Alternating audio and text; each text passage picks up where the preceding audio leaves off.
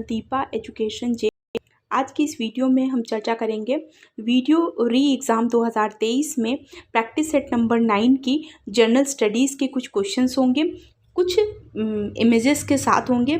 चित्र को दिखाने या इमेज को दिखाने का सिर्फ और सिर्फ एक पर्पज़ है कि आपको क्वेश्चंस और उसके आंसर और उससे संबंधित जितने भी नोट हैं वो आपको वीडियो को लास्ट तक देखते देखते याद हो जाए।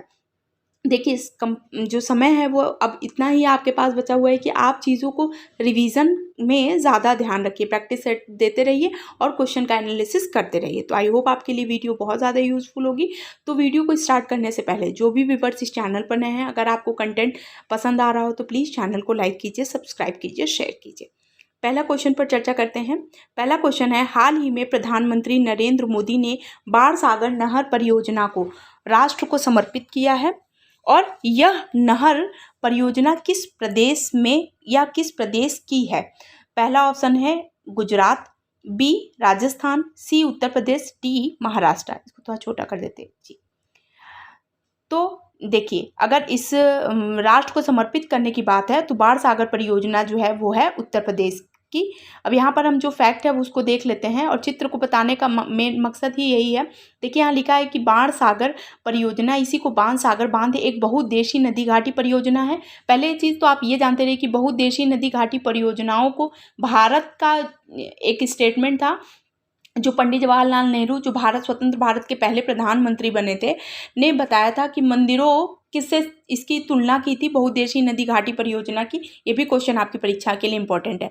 जो सोन नदी पर मध्य प्रदेश के गंगा बेसिन में स्थित है, सिंचाई और 435 मेगावाट जल विद्युत उत्पादन दोनों के साथ ये बहुत ज़्यादा महत्वपूर्ण स्थान रखती है। देखिए अगर राज्य की बात करेंगे तो ये जो परियोजना है वो सोन नदी पर है। और सोन नदी कहाँ पर है? तो देखिए सोन नदी जो होती है वो अमरकंटक से निकलती है और अमरकंटक का जो क्षेत्र है वो मध्य प्रदेश में आता है। तो ध्यान रखिएगा, जो नरेंद्र मोदी द्वारा इस परियोजना को जो समर्पित किया गया है वो है उत्तर प्रदेश। लेकिन अगर सोन नदी की बात करेंगे तो ये सोन नदी पर, अगर ये परियोजना किस नदी पर है बात करेंगे तो सोन नदी पर है। ठीक, आगे क्वेश्चन पर देख रहे हैं। माई ट्रूथ नामक पुस्तक के लेखक कौन है? ए है खुशवंत सिंह, बी किरण बेदी, सी नरेंद्र मोदी, डी इंदिरा गांधी। तो देखिए यहाँ पर माई ट्रूथ की बात हो रही है तो माई ट्रूथ की जो लेखक हैं वो हैं इंदिरा गांधी। इंदिरा गांधी की एक बहुत ही महत्वपूर्ण पुस्तक है माई ट्रूथ। देखिए अगर हम इंदिरा गांधी के बारे में जानेंगे तो पहली चीज़ तो आप ये जानते रहिए कि पहली महिला प्रधानमंत्री इंदिरा गांधी को यह खिताब मिला हुआ था, पहली महिला प्रधानमंत्री का। ठीक है, ध्यान रखिएगा, ये इंपॉर्टेंट है। किरण बेदी की बात करें तो फियरलेस गवर्नेंस, अभी इनकी पुस्तक आई थी 2022 में, फियरलेस गवर्नेंस। ये पुस्तक भी बहुत इंपॉर्टेंट है। जो बता रही हूँ उसे बहुत ध्यान से सुनते रहिए क्योंकि ये क्वेश्चंस आपके लिए बहुत ज़्यादा महत्वपूर्ण होते हैं। अगर बात करें तो भारत की पहली महिला IPS भी किरण बेदी हैं, पुदुचेरी की उपराज्यपाल के रूप में अभी तक थी और इनकी फियरलेस गवर्नेंस जो है वो पुस्तक अभी आई थी जो बहुत ज़्यादा महत्वपूर्ण है। माई ट्रूथ की बात करें तो इंदिरा गांधी हैं, ध्यान रखिएगा, बहुत इंपॉर्टेंट है। तत्कालीन वर्तमान में प्रधानमंत्री का नाम पूछे तो आप बताएंगे कि नरेंद्र मोदी जी भारत के तत्कालीन प्रधानमंत्री हैं, ध्यान रखिएगा, इंपॉर्टेंट है। फैक्ट्स बताती चल रही हूँ ताकि चीज़ें आपको अच्छी तरीके से, अगर सेशन पसंद आ रहा हो तो चैनल को लाइक कीजिए, सब्सक्राइब कीजिए, शेयर कीजिए और अगर किसी भी तरीके की क्वेरी हो तो प्लीज़ आप कमेंट सेक्शन में हमसे पूछ सकते हैं। ठीक, अब आगे क्वेश्चन है कि गुग्गा नवमी सर्प पूजा से संबंधित एक धार्मिक उत्सव है। यह उत्सव किस राज्य में मनाया जाता है? देखिए यहाँ पर जो ये क्वेश्चन है ये गुग्गा नवमी सर्प पूजा, देखिए ऐसे ही प्रश्न आपकी परीक्षा में पूछे जाते हैं। तो ए है हरियाणा, बी पश्चिम बंगाल, सी गुजरात और डी महाराष्ट्र। तो सबसे पहले मैं आपको बता दूं कि ये जो है वो हरियाणा का एक बहुत ही महत्वपूर्ण धार्मिक उत्सव है। विक्रम संवत के माह भाद्रपद की कृष्ण पक्ष की नवमी को गुग्गा नवमी मनाई जाती है और ये जो होता है ये इसकी डेट कोई फिक्स नहीं होती है। क्यों? क्योंकि आपको मैंने पहले बताया कि कृष्ण पक्ष की नवमी को मनाया जाता है, ध्यान रखिएगा।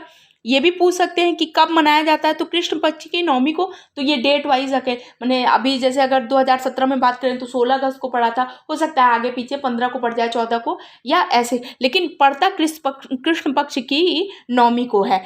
क्योंकि देखिए विक्रम संवत के माह भाद्रपद कि कृष्ण पक्ष, यानी कि समझ लीजिए कैलेंडर हिंदू धर्म का एक कैलेंडर निकलता है, उस कैलेंडर के अकॉर्डिंग अगर बात करें तो कृष्ण पक्ष की नवमी को गुगा नवमी सर्प उत्सव मनाया जाता है, जो हरियाणा में का एक धार्मिक उत्सव है। ठीक। गंगा सागर मेला किस राज्य में आयोजित किया जाता है? ए है उत्तराखंड, बी उत्तर प्रदेश, सी पश्चिम बंगाल, डी महाराष्ट्र। देखिए, अगर बात करें तो गंगा सागर जो है वो पश्चिम बंगाल में मनाया जाता है। अगर ऐसा कहा जाता है, ऐसा माना जाता है कि जो हिंदुओं में ये एक बहुत ही महत्वपूर्ण परंपरा सदियों से चली आ रही है कि लोग जो है जब अपने सभी कार्य को ऐसा कहते हैं कि पूर्ण कर लेते हैं तो तीर्थ धाम के लिए निकलते हैं। उसी में ये भी एक बहुत ही महत्वपूर्ण तीर्थ धाम होता है जहाँ गंगा सागर मेला लगता है और जाकर लोग वहाँ स्नान करते हैं। तो ये कब लगता है ये भी इम्पॉर्टेंट है, क्योंकि आपको मैंने यहाँ बता दिया कि ये पश्चिम बंगाल में आयोजित होता है।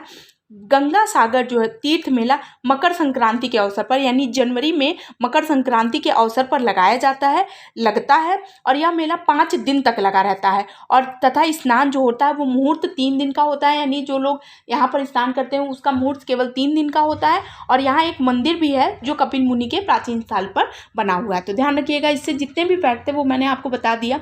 अगर आपके क्वेश्चन फंसेंगे तो इससे ज़्यादा कोई भी फैक्ट से रिलेटेड जितनी भी इन्फॉर्मेशन मैं दे रही हूँ वो इन्फॉर्मेशन बहुत ज़्यादा इंपॉर्टेंट है आपके एग्जाम के लिए। तो आई होप आपके लिए वीडियो भी बहुत ज़्यादा यूजफुल होगी। ठीक, फिर से समझ लीजिए, पश्चिम बंगाल में लगता है और कब लगता है तो 5 दिन लगा रहता है। 3 दिन इसका मुहूर्त होता है स्नान का, महत्वपूर्ण स्नान का। और कहाँ लगता है तो मकर संक्रांति के दिन अवसर पर लगता है। ठीक है, ध्यान रखते रहिएगा। आगे है क्वेश्चन, निम्नलिखित में से कौन सा केरल का लोक नृत्य नहीं है? तो देखिए यहाँ पर ऑप्शन है कथकली, कायकोटिकली, थुलाल, चप्पेली। ये जो हैं इनमें से कोई एक पूछा है तो इसमें से अगर हम बात करें तो चप्पेली जो है वो केरल का लोक नृत्य नहीं है। ये अगर हम बात करें तो ये हमारे उत्तर प्रदेश और उत्तराखंड का एक लोक नृत्य है। ध्यान रखिएगा, ये भी जानते रहिए कि अगर ये यहाँ का नहीं है तो ये कहाँ का है तो उत्तराखंड का है। तो ध्यान रखिएगा, उत्तराखंड में और उत्तर प्रदेश का एक लोक नृत्य शैली है। बाकी ये सारे जो हैं कथकली, कायकोटिकली, थुलाल, ये सब केरल का लोक नृत्य है। तो ध्यान रखिएगा, ये भी बहुत ज़्यादा महत्वपूर्ण हो जाता है। आगे है, निम्नलिखित में से कौन सा एक भारतीय संगीत तंतु वाद्य है? ए है संवादिनी, बी है जल तरंग, सी पखावज, सुरबहार। तो देखिए अगर तंतुवाद्य की बात करें तो सुरबहार है। देखिए यहाँ पर मैंने एक चित्र आपको बता दिया हुआ है, चित्र के माध्यम से दिखाने का यही प्रयास है कि सुरबहार जो है एक भारतीय संगीत तंतुवाद्य है और यह सितार की तरह ही एक वाद्य यंत्र है। और यह माना जाता है कि सुरबहार की रचना वर्ष 1825 में संगीतज्ञ उस्ताद इमदाद खां नाम इम्पोर्टेंट है, इमदाद खां के लिख देती हूँ, इस चीज़ को समझते चलिएगा। वीडियो को कई बार भी देख लीजिए ताकि चीज़ें, कि पिता उस्ताद साहिबजाद खान ने की थी। यानी इसकी शुरुआत या इसकी अगर कह लीजिए कि खोज अगर बात करें कि क्योंकि ये देखिए बिल्कुल सितार की तरह लगने वाला एक वाद्य यंत्र है, तंतु वाद्य यंत्र है। और ऐसा माना जाता है कि सुरबहार की रचना अगर आपसे पूछे तो आप बताएंगे कि संगीतज्ञ उस्ताद इमदाद खां के पिता उस्ताद साहिबजाद खान ने की थी। ठीक है, आगे क्वेश्चन, भौतिक शास्त्र में नोबेल पुरस्कार जीतने वाले प्रथम भारतीय व्यक्ति का नाम बताइए। ये बहुत इंपॉर्टेंट है, वेरी इंपॉर्टेंट लिखिए, क्योंकि जीएस के कुछ क्वेश्चन तो ऐसे हैं जो बिल्कुल आयोग के बिल्कुल फेवरेट क्वेश्चन है, जो हर बार किसी न किसी परीक्षा में पूछे जाते हैं। सी.के. नायडू, रंगनाथ मिश्रा, अमर्त्य सेन, सी.वी. रमन। तो सबसे पहले मैं आपको बता दूं कि भौतिक शास्त्र में नोबेल पुरस्कार जीतने वाले पहले व्यक्ति जो थे वो सी.वी. रमन थे। ठीक है, इनको जो भौतिक के क्षेत्र में इन्होंने रमन प्रभाव, इनके खोज जो इन्होंने की थी उसके बाद इसी खोज को रमन प्रभाव के नाम से जाना जाता है। और ये पहले भारतीय थे जिन्होंने भौतिक शास्त्र में पहला नोबेल जीता था। ध्यान रखिएगा, इंपॉर्टेंट हो जाता है। ठीक, आगे क्वेश्चन, निम्नलिखित में से किस खेल को रियो ओलंपिक में 100 साल से ज़्यादा समय के बाद शामिल किया गया? ये भी बहुत इंपॉर्टेंट क्वेश्चन है, वेरी वेरी, क्योंकि देखिए पहला तो ये चीज़ आप जानते रहिए कि रियो ओलंपिक में अगर 100 साल बाद अगर कोई गेम शामिल किया जा रहा है, पहला ऑप्शन है diving, taekwondo, beach volleyball, golf. तो ध्यान रखिएगा, अभी तक की अगर हम बात करें तो इसमें 3 रियो ओलंपिक में बात किया जा रहा है। तो इसमें का इसको समझते चलिए। 7 रग्बी, अब ध्यान रखिए 7 रग्बी, ये सारी चीज़ें बहुत इंपॉर्टेंट है। 7 रग्बी और गोल्फ, ठीक, और काइट सर्फिंग,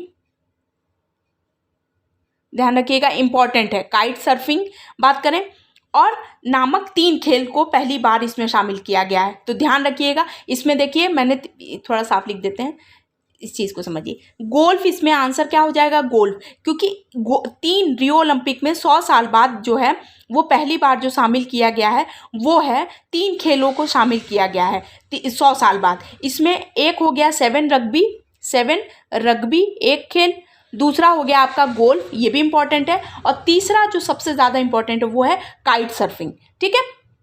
काइट सर्फिंग ये भी इंपॉर्टेंट हो जाता है। काइट सर्फिंग की बात करें तो काइट सर्फिंग भी इंपॉर्टेंट है, ठीक है। तो रग्बी, काइट सर्फिंग और गोल्फ को 100 साल बाद 3 खेलों को रियो ओलंपिक में शामिल किया गया है। और इन देखिए 3 ऑप्शन में डाइविंग, टाइकांडो, बीच वॉलीबॉल, ये सब चीज़ें पहले से शामिल थी। 3 खेलों को 100 साल बाद शामिल किया गया है, उसमें 7 रग्बी, काइट सर्फिंग और गोल्फ जो है पहली बार 100 साल बाद जो है शामिल किया गया है। तो ध्यान रखिएगा 7 रग्बी, गोल्फ को ओलंपिक में पुनः वापसी हुई है। तो ये सारी चीज़ें बहुत ज़्यादा, क्योंकि ये जो अगर बात करें कि इन खेल का शामिल होना विशेष चर्चा बना हुआ है। रियो ओलंपिक में बात करें तो इन खेलों की चूँकि 100 साल बाद शामिल किया गया है, तो इससे क्वेश्चन आपके लिए बहुत ज़्यादा महत्वपूर्ण हो जाते हैं, ठीक। आगे क्वेश्चन, सुभाष चंद्र बोस का जन्म वर्ष आपको बताना है। 1799, 1847, 1897, 1947। तो देखिए सुभाष चंद्र बोस की अगर हम बात करते हैं तो इनका जन्म हुआ था 23 जनवरी, ध्यान रखिएगा डेट सुनते चलिए, 23 जनवरी 1897, ये है इसका आंसर। 1897, 23 जनवरी 1897 में सुभाष चंद्र बोस का जन्म हुआ था, और इन्हीं के जन्म दिवस पर पराक्रम दिवस के रूप में मनाते हैं। ध्यान रखिएगा ये भी बहुत ज़्यादा इंपॉर्टेंट है। अगर हम बात करें कि किसके जन्म दिवस को एज अ पराक्रम दिवस के रूप में मनाए जाने की घोषणा आज से 3 साल पहले की गई थी, तो सुभाष चंद्र बोस, जिनका जन्म 23 जनवरी 1897 को हुआ था। ध्यान रखिएगा फ्री इंडियन लीजन नाम की सेना भी इन्होंने बनाई थी। फ्री इंडियन लीजन, ध्यान रखिएगा फ्री इंडियन लीजन नामक सेना भी इन्होंने बनाई थी। ध्यान रखिएगा बहुत ज़्यादा महत्वपूर्ण हो जाते हैं। इसके अलावा जो है ये सबसे आज़ाद हिंद फौज, आज़ाद हिंद सरकार के गठन के लिए बहुत ज़्यादा महत्वपूर्ण माने जाते हैं, ठीक है। अगर क्वेश्चन पसंद आ रहा हो, सेशन पसंद आ रहा हो तो प्लीज़ चैनल को लाइक कीजिए, सब्सक्राइब कीजिए, शेयर कीजिए, ठीक। अगला क्वेश्चन है, निम्नलिखित में से किस पुस्तक को समाजवाद की बाइबल कहा जाता है? ये भी बहुत ज़्यादा महत्वपूर्ण है। ए है economics of welfare, Das Kapital, value and capital, Asian drama. तो सबसे चीज़ मैं आपको पहले यहाँ पर बता देती हूँ कि समाजवाद की बाइबल कहा जाता है दास कैपिटल को। अब आपने पहली चीज़ तो आप यही जान लीजिए कि समाजवाद की बाइबल दास कैपिटल को कहा जाता है। दास कैपिटल के लेखक की अगर बात करें तो कार्ल मार्क्स थे, ये भी इंपॉर्टेंट है। कार्ल मार्क्स जो है समाजवादी थे, बहुत ज़्यादा महत्वपूर्ण हो जाते हैं।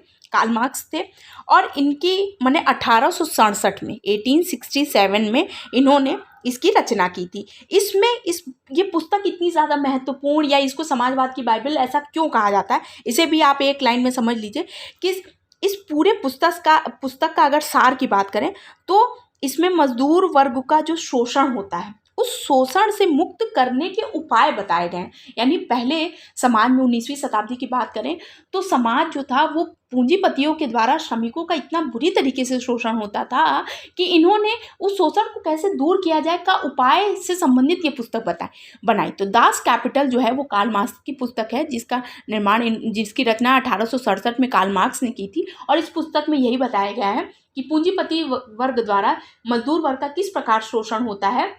इवन इन्होंने मजदूर वर्ग को उस समय के हिसाब से सर्वहारा वर्ग बताया। तो ध्यान रखिएगा ये सारी चीज़ें बहुत ज़्यादा महत्वपूर्ण होती हैं। कभी कभी क्वेश्चंस आपकी रचना से ज़्यादा महत्वपूर्ण हो जाते हैं। तो देखिए ये कुछ इंपॉर्टेंट क्वेश्चन थे जो आपकी परीक्षा के लिए बहुत ज़्यादा इंपॉर्टेंट है। Thanks for watching. अगर सेशन पसंद आ रहा हो, चैनल पसंद आ रहा हो तो प्लीज़ चैनल को लाइक कीजिए, सब्सक्राइब कीजिए, शेयर कीजिए। किसी भी टाइप की क्वेरी हो आप बिल्कुल हमसे पूछ सकते हैं, कमेंट सेक्शन में पूछिए। मैं आपको उसका ज़रूर से आंसर रिप्लाई करूँगी। आई होप आपके लिए वीडियो बहुत ज़्यादा यूज़फुल होगा। तो जो भी व्यूअर्स इस चैनल पर नए हैं, प्लीज़ मेरे चैनल को लाइक कीजिए, सब्सक्राइब कीजिए, शेयर कीजिए। Thank you so much.